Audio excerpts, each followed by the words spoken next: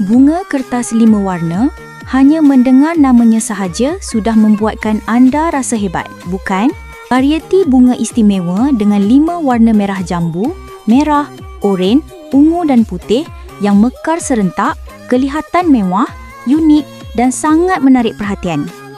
Pokok saya adalah varieti standard dengan kenopi yang sekata, batang yang kuat, akar yang kuat, penanaman di dalam pasu, teralis atau di hadapan pintu pagar, semuanya mencipta sorotan yang sangat cantik.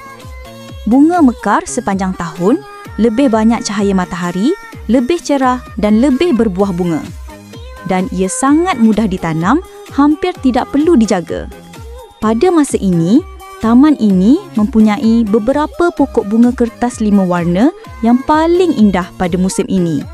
Jika anda suka menanam tumbuhan hiasan berwarna-warni, sila mesej saya tidak lama lagi. Kerana selepas kelompok ini, anda perlu menunggu kelompok seterusnya.